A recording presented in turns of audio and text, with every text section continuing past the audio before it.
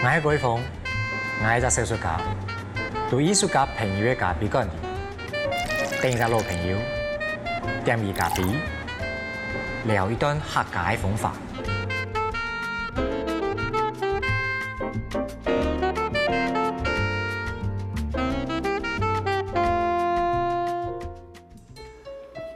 各位觀眾朋友，大家好，我係舉峰。今日呢按上風話，今日禮拜搶到一隻比我後生一些嘅後生人，可能後生當多唔過咧後生當奇怪其實本來係做大家當羨慕嘅科技新貴。唔過佢當奇怪到30歲以後做結婚，變成一隻其實當婚姻屬於當好嘅一份條路，然後轉身過去。做一隻傳統手工藝原則上應該按樣形容，因為絹印嘅技術係當傳統嘅一隻手工技術，所以專門會按樣咯。我想今日你搶到係周偉恆一隻安尼新一代嘅客家後生人，想請偉恆先老觀眾朋友大家招呼。大家好，我係環印工作室負責人周偉恆。偉恆，我先插一下，因為嗰個問題，我聽上嘅啲，因為本來係科技新貴按好嘅條路，因為按做30歲以後就不用睇嚟了。這個其實，在科技業大概待了5年左右。那每天的工作啊，其實可能剛開始接觸之後，越來越熟悉以後，發現它是蠻有壓力的，然後步調也是非常的快速，就是跟我自己的個性啊，就是想要的生活理想是不太一樣，還是會慢慢想要找回一個自己想要的生活狀態。你想兩個身份咯，就對你來講，兩個身份係你自己原來就想忙做科技新貴以前，自己就想要做嘅身份係哪個身份？其實像大學的時候有參加社團。其實蠻喜歡人跟人之間互動的那種感覺。那到了園區之後，這種身份就比較少，就是比較在面對機台、面對生產線，然後每天要趕績效啊，或是那個產量要出來，所以這個生活跟大學之間的落差其實是蠻不適應的。對，就有給自己一個設定，就是說30歲的時候想要走出一個不一樣的風格，就是跟現在的環境是不太一樣的。你要會現在絹印，你要會接觸到社團接觸啊？社團是沒有接觸這個，但是這個絹印其實是家族就有在，就是他已經有一段時間在做這個絹印這個行業。以前的時候還沒有感覺，就會覺得這是一個工作。然後可能聞到了油墨的味道，覺得這個環境不太喜歡，所以對這個那時候小時候是沒有什麼感覺。對，反而是長大之後，再回頭想說，我除了現在在園區可以這樣做，那我出了園區以後，我還能做什麼？那就是要從身邊的資源開始找起。我舅舅就是在做印刷這個行業，那家族那時候很多親戚就跟着一起在做，算是還蠻好賺錢的工作，所以很多親戚都會來做幫忙。天數。對，那我媽也是就跟着一起來，也會來幫忙，然後我爸有時候也會來幫忙。對，就是在人手不足的時候，因為還是以人力為重。我哋唔係做一啲絹印嘅工作室其實當到係做客製化，然後係種絹印產品、絹印商品。你會唔會一開始就想，我來做客製化，你有一種想法嗎？剛開始的時候是覺得，絹印這個東西啊，其實在台灣比較常見是在工廠裡面，像我親戚他們也是在做代工，就是比較在複製啊，大量的生產。那現在這個應該說現代啊，比較大家有自己的個性，然後也越來越多人開始創作不同自己的品牌。那客製化這個需求啊，有感覺得到，在絹印這個項目是可以做出客製化，然後走向比較符合每一個人的需求。所以其實一转过来是个专门做客制化的捐印，那干非常多单的合作哎，就有没有很多订单来做呢？现在其实不完全是往接订单的方向来走，对我们平日的话会做一些客制化订单以外，那我们在假日的时候啊，就是我们要推广捐印的方式，比较是走教学，然后带捐印的活动，用分享的方式，在学校里面啊，或者是在社区啊，然后让民众可以直接的接触捐印这个东西，就是比较走体验。你讲带点俩捐印的工具，对，有带一个捐印的这个捐板。现场不念。对，其实就是透过这个捐板，它上面其实是有镂空的图案，那我们是用刷的，把它刷出图案。那这个呢是可以用在日常生活上的物品上面，最常用到是布的东西，像是衣服啊，或是包包类的东西。所以，意思是讲，做到拿点俩捐印的板子，嘿，有年爱签名的时间，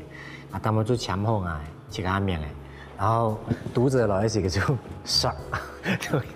也就讲社会来讲，不过他的现场体验的感觉就是有一点像这样子。对，会有一种惊喜感。像我们去学校，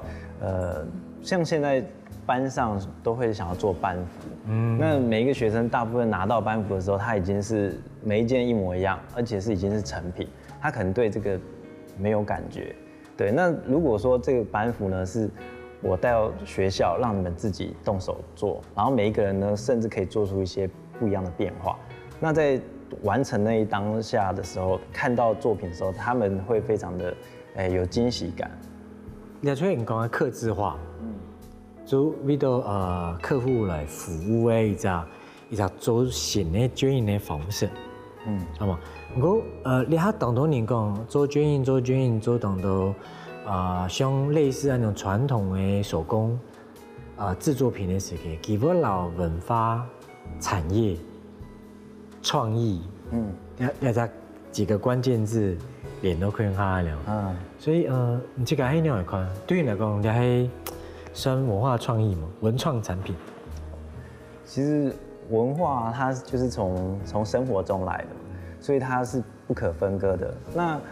一般来说讲文化，大家可能会觉得很像是在读历史，会觉得太冗长，可能没有很有兴趣。但是如果我说把文化的核心呢，用文创的方式去包装，那保留它的核心不变，只是用不同的样貌，在不同人面前展示出来，那它就会有那种，就是像文创，现在说的文创，那大家就会比较有兴趣去了解，这个文创背后它有什么故事啊？它的创意发想是什么？因为你要讲到文化，其实基本上是消费行为啊，知道吗？原创其实是消费行为，你做了捐印。你接着讲，其实你讲文化文创产业，讲它硬的话，就是反过来硬一点去讲，就讲其实它还是一个商业的消费行为。有一些讲法，就讲美其名把这个行为冠以文化创意，就文创两位这样名的时间，大概就是说，我想感觉有一些的安抚一种。我比较有文化感的一种安抚，可是你要去面对他讲哎，其实你就对做消费行为啊，那件事情你要去，这个你要去解读给嘛。对，文创现在是可以说，跟消费行为有一点搭上关系，可能想到文创就会觉得就是要消费，但是我是希望把这个捐印这个用文创的方式做一个推广，那它不是只是一个商品放在架上，让人说可以欣赏或是直接的购买。那我是希望把捐印这个东西呢做一个简化，让一般的民众啊或是亲子啊，可以比较简单的去做这项事情，就是一个体验。那他亲自的去动手体验了之后啊，他对这个东西他就会比较有情感。简单说就是你自己动手做的，它有这个温度在，那就拉近了跟人的之间的关系，就比较不会用价值来看，说这个多少钱，这个多少钱，就不会以价格为优先考量。我记得就是前部嘅嘅侯孝贤导演，伊都会做嘅刺客聂隐娘嘅事件，其实佢都嘅坎城影展得到嘅最佳导演奖以后，其实佢有一擺接受訪問，我唔記得那隻訪問咧，有人談到講，其實阮侯導講對文創那隻詞彙那隻產業有乜想法，有乜連接這之類的問題，來類問題吼。其實個侯導有反映講說，其實佢到底還沒搞唔清楚，就係到底大家講嘅話，創意產業到底係乜個東西啊？其實呢地方某一個程度沒反映出一些咧，你下像偉恆你都推作為文創商品這件事情，一直對一隻當奇怪一隻定調，位置坐標當不當奇怪坐標哦，你這個樣會去定義文創那件事情？就像我之前講，文創就是維持它的這個文化核心，然後不改變它的本質，但是要用一個新的風貌來呈現在現代的人，這一點是比較難。那像我是覺得，絹印在我小時候的印象，它就是油墨味很重嘛，然後可能在工廠裡面它比較悶熱，它的環境可能不是那麼舒適，讓人感覺不會想要去接觸。那我是希望說，用改變這個它的環境和讓人對它的印象，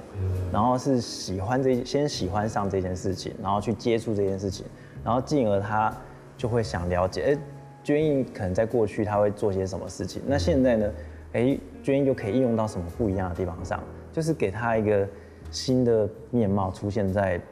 大家的面前。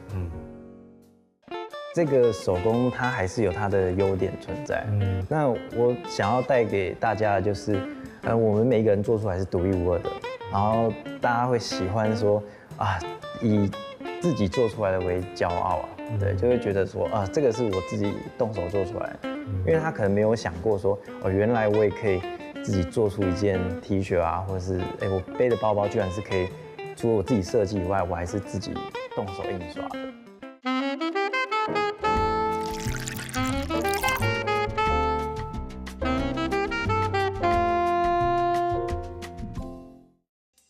聽到來問就偉恆講，唔到呢隻工作室底部有讀到乜嘅較特別嘅內容？就是佢來呢隻工作室，其實佢帶點一種熱情，也係講佢有一隻不知道嘅故事，對佢背後，喺幫人發現到，其實呢隻你佢來做絹印，其實係因為當多咁樣，當有興趣嘅一隻故事度嘅，有讀到類似咁樣嘅呢？其實我工作室有開課，就是做絹印的教學。那因為很多人現代人他可能不知道什麼是絹印，對這一個東西可能非常好奇。那到我工作室來做的時候啊，其實不分老少，就是從小的可能還剛會走路而已，還沒有上小學，然後到很老，可能他只是對做衣服有興趣，但是他想要可以印一個自己的印花在他的衣服上。那他們就是有各種自己的想法，然後帶來工作室，然後想要從這邊得到一些不一樣的東西。那像小朋友的話，其實就蠻有趣。因為他們沒有完全沒有接觸過這個東西。那他剛開始我會先教他，怎麼樣畫這個稿。那他可能畫出來自己也不知道什麼東西，亂七八糟。但是在開始操作印刷的時候，他就會發現，他覺得非常的神奇。可以印在自己的衣服上，然後印出來的效果呢，算是超乎他的想象。他很開心，就會想要，迫不及待馬上穿上去，然後甚至可能要走出去啊，會想要跟同學去講說，這個是我自己做出來的東西，就會有一種自信或是比較驕傲的，對這個東西感興趣這樣。不過因為你做科技產業，一般來講，你對科技產業呢，我想到就講，其實第一點，你都會規劃能力當強，第二點你都對未來感，也係科技感的東西敏感度當高，第三个可能说，你都想要做的事情，不管你忙的事情，你都会想办法把它数位化、网络化，两个一个方式去做。你没都给科技业转到捐印的这个领域，你这个有规划过吗？其实虽然说这个是传统产业，但是因为我还是会用自己的习惯的做事的方法，刚开始还是会定出每一个工作的项目流程，但后来发现这个东西啊，它还是比较讲求人跟人之间的互动啊。对，因为这件事情不能说就是完全想着以赚钱为出发点，那别人看到了可能会是觉得这个是一个商业行为，就完全看到的是很商业化，它是冰冷的东西，人就不会想去接触，所以你还是要去想说，我要怎么样去跟人做接触，怎么样会让大家觉得，这件事情不会太困难，然后有兴趣，就是产生兴趣这样。像刚刚有说那个网络这一方面，就是这个的优点呢，还是会继续使用上去。譬如说，我是用在宣传上，在行销上面，网络这一方面还是有在做。我哋就剛剛講到一當中嘅事情，就講，講到呢件事情捐印，其實當中嘅是人老人之間的一種互動。你哋喺就給維恆這個離開科技業的原因嘛，因為剛才有啲談到咩，當你看那些機台咩，當你看那些電腦咩，當你操作那些機關按鈕咧等咩東西，如果操作睇嘅時嘅，呢個唔冇人講法。如果你喺捐印等搞本標嘅時嘅，冇哪個啥你來做嘅時嘅唔會同，但到哪個啥來做呢個動作嘅時嘅，你就起到順哦。嗰隻瞬間哦，你就老給開始溝通嘅啦。所以其實啊，動態部分其實係老溝通有動態嘅關係。所以我哋啱啱為香港溝通那件事情，你是都自己做到嗎？你自己完成了什麼？在這個捐印的這件事上，像雖然說現在數位化很方便嘛，那它可能品質很好，然後精準度很高，那很快速就可以完成。但是這個手工它還是有它的優點存在，就是我們可以更方便的做一些機器做不到的變化。譬如說，因為像我們做印刷，可能在這個力道還有角度，你施力點不一樣，角度不一樣，或是你放的位置可能不一樣，就可以做出很多的變化。但是機器它是固定的，就是它做出來一定是一板一眼，所以每一件可能是一樣的。那我想要帶給大家的就是我們每一個人做出來是獨一無二的，然後大家會喜歡說啊，以自己做出來的為驕傲啊，對，就會覺得說啊，這個是我自己動手做出來的。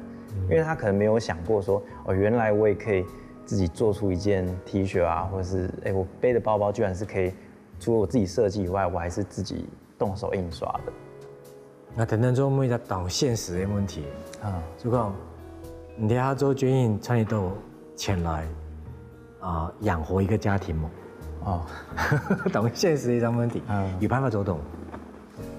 就是現在是比較讓它多元化，但是。基本捐印這個東西，路線是沒有，是一樣是固定是捐印，但是我讓它多元化，就像是說，我之前有去做一個旅行，那我是去那個冰島去玩，對，然後玩完之後，我覺得就是對極光的印象非常的深刻，那我很想要跟大家分享，那我又想跟捐印脫離不了關係，所以我就把它做一個結合，我就開一個分享會，然後介紹我去冰島玩有哪些好玩的啊，可能看到極光怎麼樣興奮啊。那講完之後呢，我希望大家也可以感受到那個極光，是怎麼樣的極光。那我就教大家創作，一樣用捐印的方式，自己創作一個極光。所以就是像這邊 T 恤上面看到，雖然你選到那張，對它的顏色，每一個人是可以做出變化，不同的變化。那你可能是紫色多一點啊，或是橘色多一點，那最後刷出來大家的極光都不一樣，就好像你自己看到的那個極光一樣。對。那時候當有創意咩？因為你想法用這個一隻生命旅程，去本其他人講，其實冇看過極光，不过我带相片转来，人讲啊，都给大家现场感觉到极光的一种效果很蛮开。今日咧，我做的作为一种创作媒介系转印，所以我用我的创作媒介来帮看到我看到的极光。我说其实咧做一个转换啊，说当创意一种方式，感受当好啊。所以我说我们讲，因为他谈不到现实的问题嘛，所以你这个家人爸爸妈妈也好，也以前阿 Q 也好，也阿婆也好，甚至咧这个另外一半，我人讲，你阿公啊，阿公姑娘一种做那样的事情哦，为什么会碰到一个这样子的家人的反对意见吗？因为之前其实，在园区上班，做夜班的时间居多啊，所以家人其实蛮鼓励说，你可以做自己想要做的事，不一定要一直待在夜班。那其实会做这个决定，其实有一部分也是家人的支持，因为家里有一个工厂，就以前爸爸是开工厂，那因为景气那时候人力的东西都外移出去了，都移到印尼啊或大陆，所以工厂就收起来了。那块地啊一直是空着，或者是租给别人。那工厂还在吗？工厂还在，对，它其实就是我现在使用的工作室，就机器都在就对了。机器是都外移了，外移了，场地还在，厂房还在。对，就是有一个空的场地在那边。那我现在是使用了一小部分，就是我原本一开始是先想说我要如何去使用那个空间，然后才开始想到我身边的资源，原来。我舅舅做捐印，他做了这么久，那他技术啊跟经验都非常的丰富，所以我才想说做一个转换，可能把它用工作室的形式，然后把捐印带出来给大家分享，这样。其实那都阿 Q 这边投一些东西过来，其实每人是一个经验啦，好像力量团谈到嘅维恒来谈到嘅这个从细伊到科技新贵以后，佢做乜會跳到專業那條路嘅原因？佢海當其實我想當初嘅時間嚟看因為專業唔係只有台灣有天天，其實專業呢隻古老的技術，佢從國外當到專業嘅技術都會發展。我想偉恆對於國外的專業藝術一定有一些想法跟研究。你海當呢時個嚟談一下國外專業藝術對於偉恆嚟講，其實。有嘛意義，有嘛想法，給你有一轉發變成給其他的東西。我想下一段你來談聊。我想下一段我們就來談一些國外的你看到的捐印藝術。我們是自己計劃想要有一個慢慢的形成一個聚落，像是一個青創的基地這樣子。對，因為一個人的力量其實比較小的，那我們希望彼此之間。互相可以做一个结合，甚至是我们合作办一个活动。之前就有办过一个那个印刷派对，就现场比较自由的，你可以玩各种印刷，因为其实不只是捐印，你可能做版画或是拓印。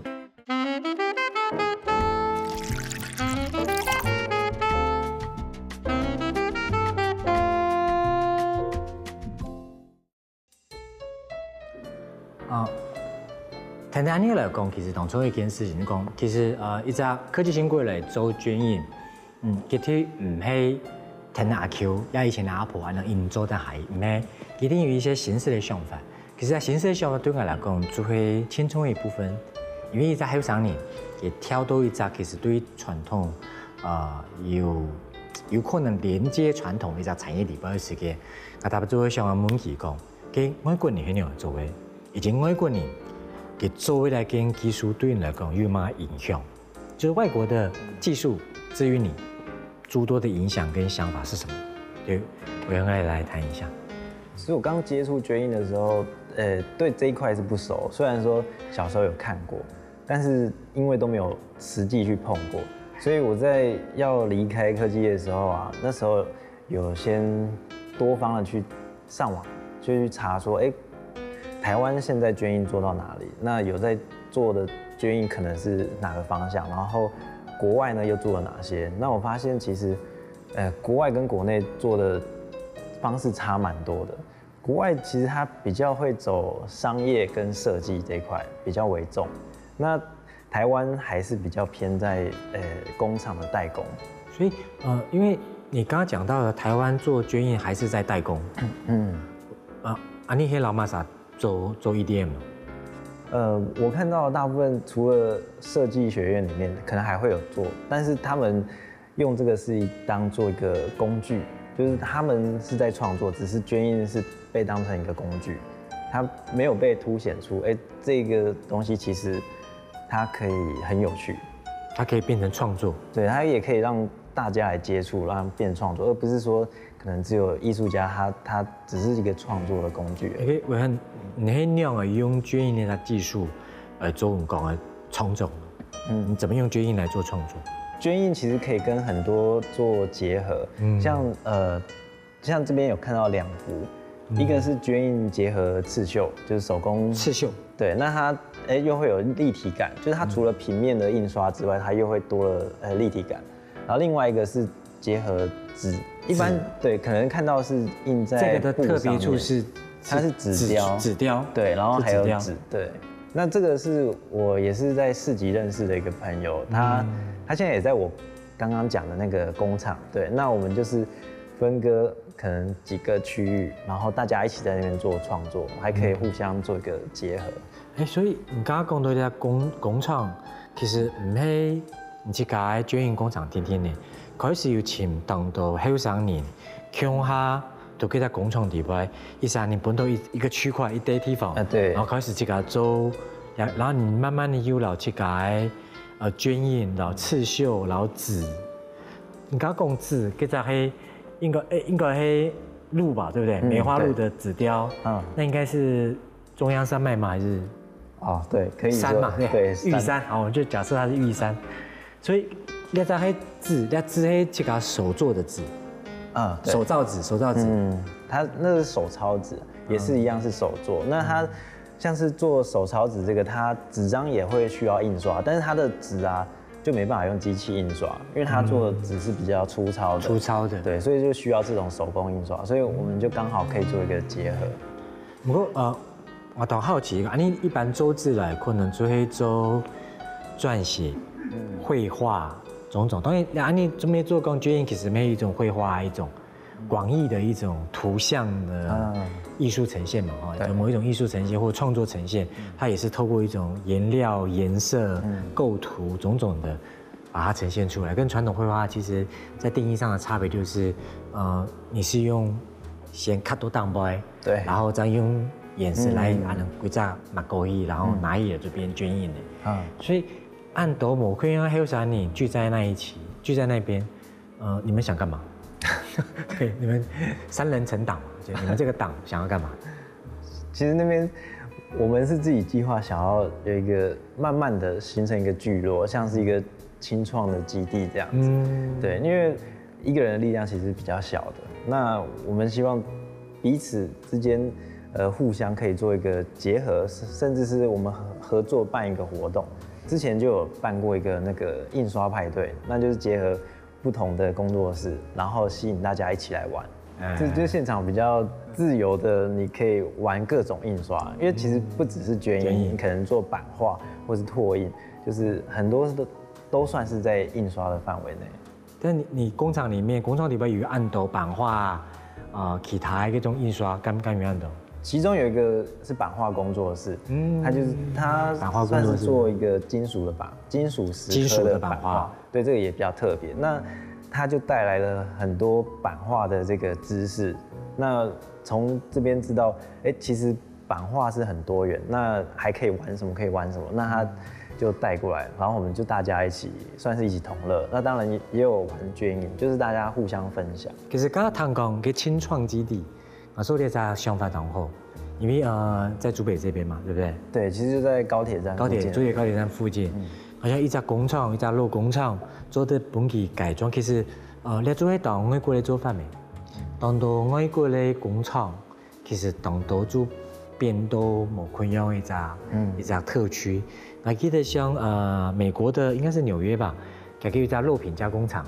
还给全部做黑部这边当到服装的新锐设计师啊，还当奇怪各种生活创意的设计师，全部都聚集在那个肉品加工厂底部。比如老个肉品加工厂，还会全部变成清创的一个大基地。好像其实另一个趋势对于后生人来讲，好像是当好的一个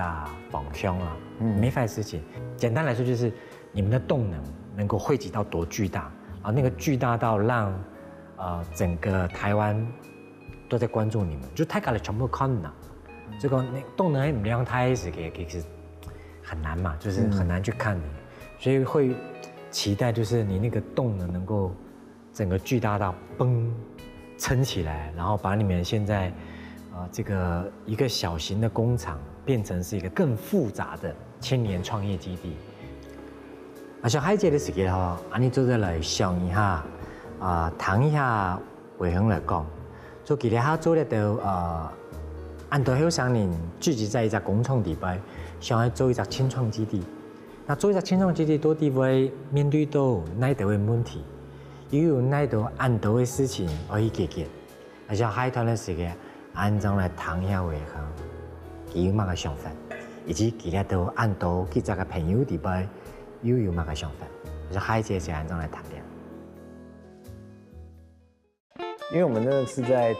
东海里，然后工作室又刚好在田的中间，所以我们就取叫做东海田中食堂。那我们每一个月呢就来一个聚会，那其实我们就在讨论说，近况怎么样？那其实也是在除了了解彼此之间目前的状况，然后我们也是可以讨论策划，下一次我们可以做一个怎么样的活动，然后怎么样让这个地区更活化。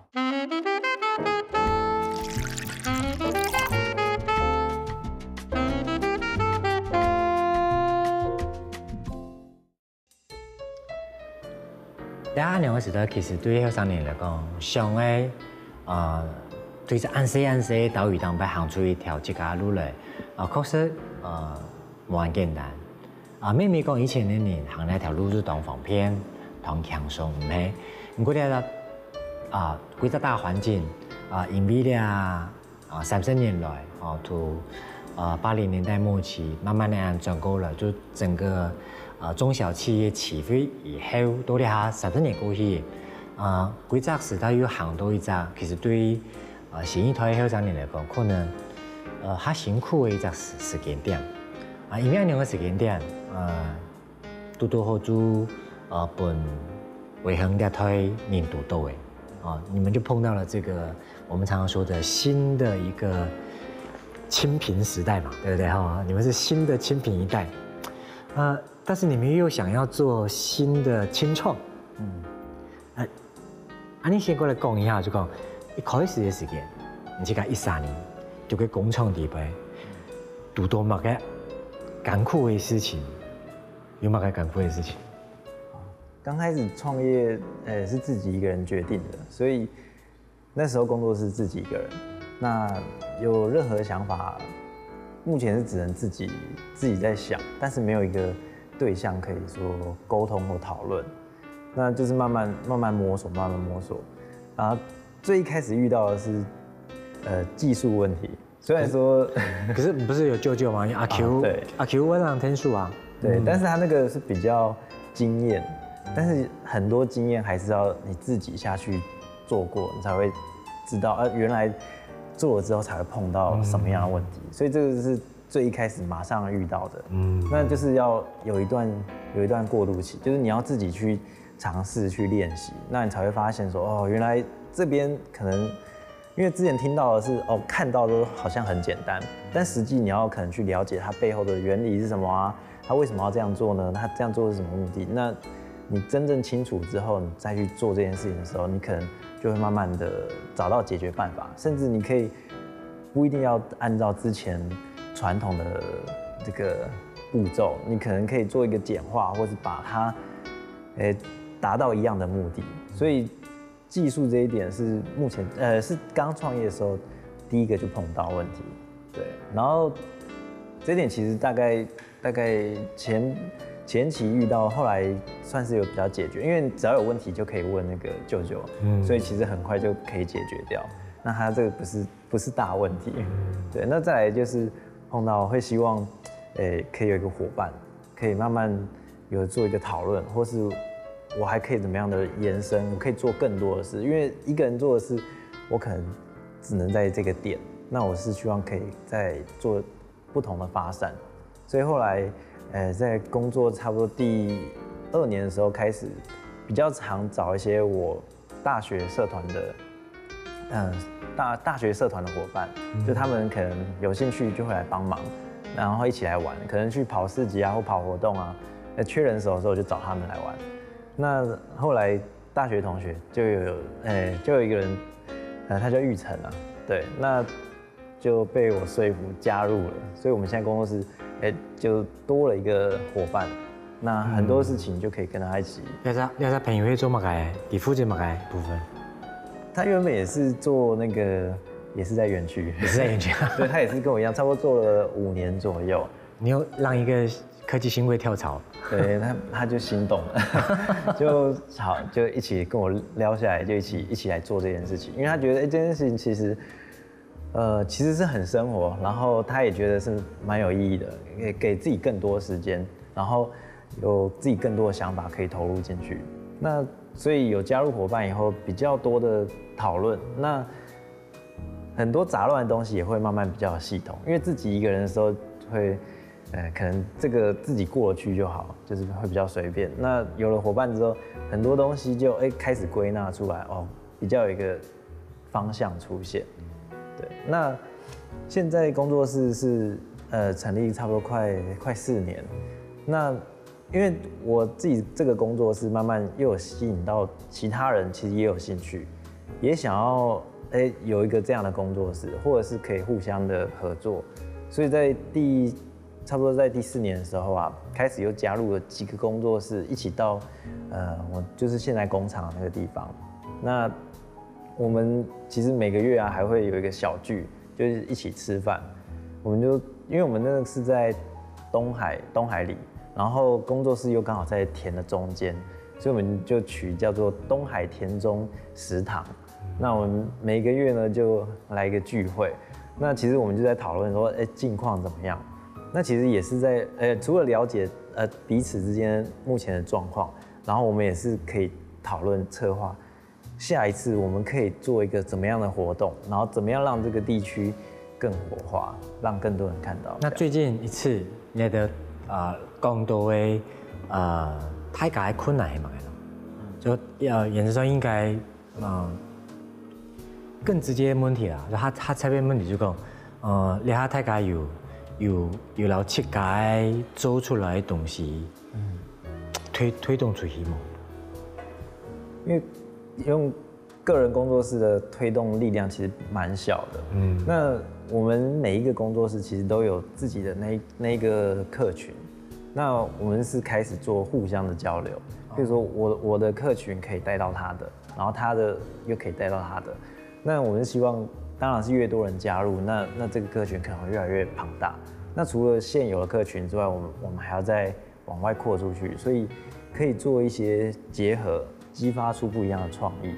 那这个东西可能就不是别人可以做出来，因为这个是2个或3个脑力激荡出来的创意。这样，我聽維香阿娘講啊，做上到一個點就係其實人家講到嘅客群，1-3年左右有攝2-3年左右有你攝不過你2隻攝搞翻落去，可能2篇我做攝變成生意也變我圖色變成生物就慢慢的我因為加入的越來越多，因為嘛個我這個想法係講，因為可能喜歡絹印的人，他對於銅版印刷也有興趣。那喜歡銅版印刷呢，他可能對於另外一個可能某一種開模的方法也有感興趣。那可能對你這個絹印的顏色顏料有興趣的人，也可能對於藍，他也有一個興趣，所以當你們同質性很高的，氣味很相投的，某一些手工聚在一起的時候，它就會形成一個某一種同質性的聚落，像你要一個聚落性的氣息，它會更快速的傳遞消息出去，也會更快速的把你剛剛說的1-3年全部有set 等到你50年全部做下来，搞阮给这个背后的13年的时间，可能就会产生大于10的这个效能。那慢慢的，当你们从40年变50年、60、80、40的时间，那个工厂就会慢慢的做起来。其实那种factory 这种概念原则上就会那种基地，一种创意基地慢慢形成的过程。其實很難嘅，就是講簽到乜3年落來，韓國乜3年上落來，而假到就講落來一年，佢自己係唔係對你想要做嘅事情，韓國叻到你想要做嘅事情，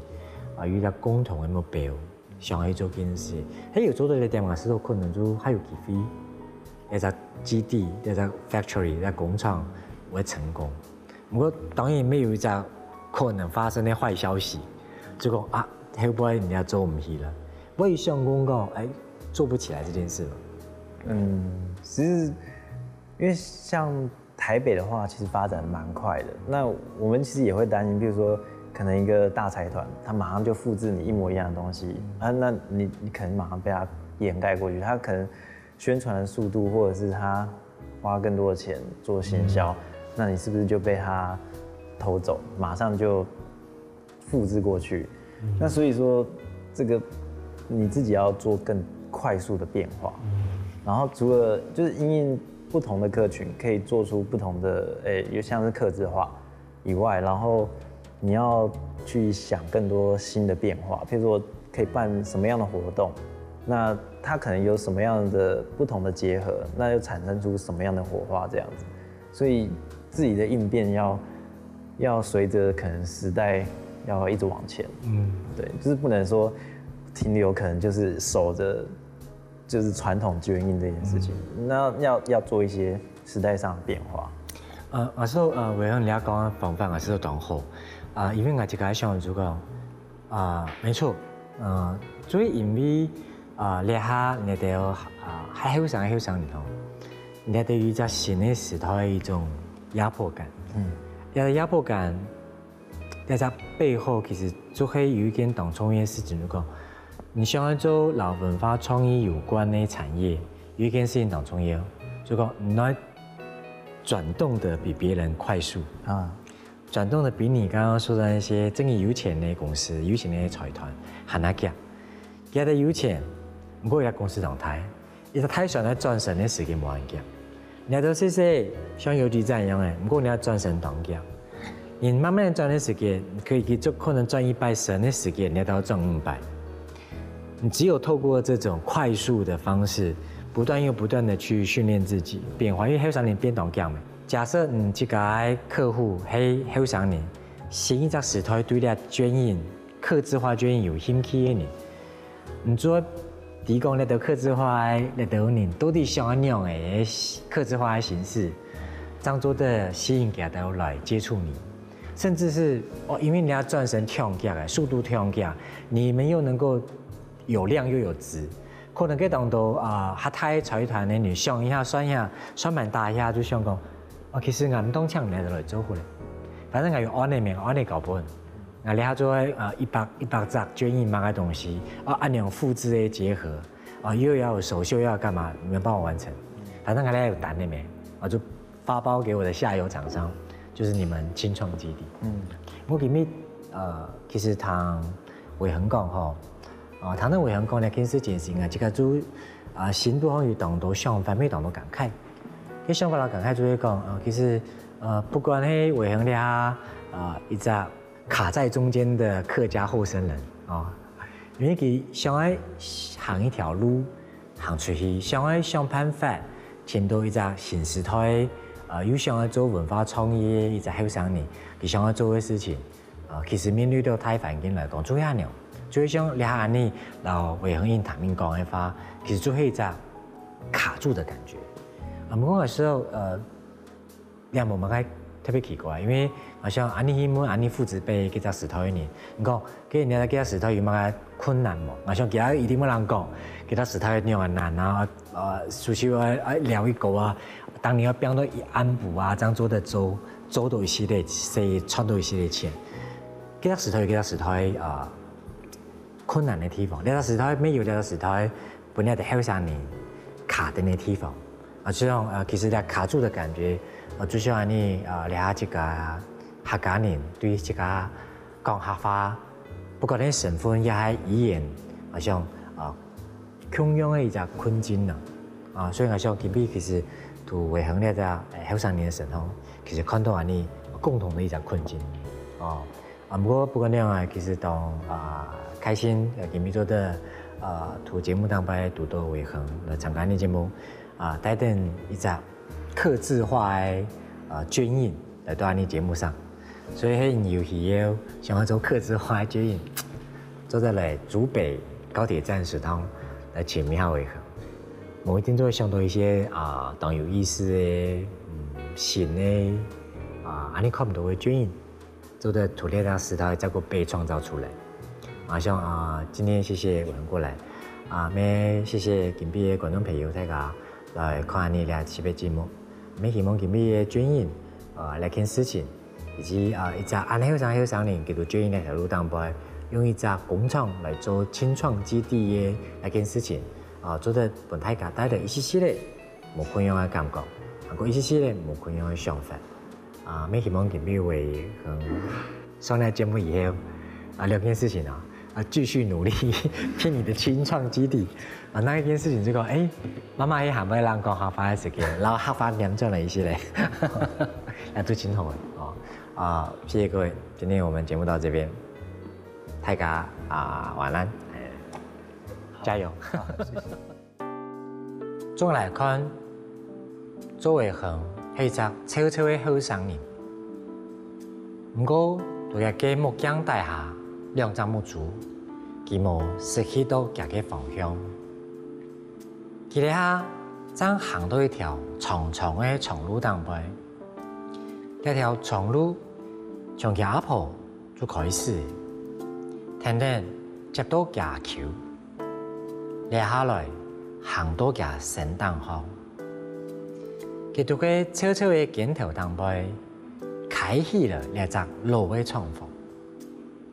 不過，嗰隻老廠房因為佢嘅家路，還有佢嘅朋友們嘅家路，就喺個切傳統嘅剪影當中細細嘅面孔地方，流出了七彩嘅顏色。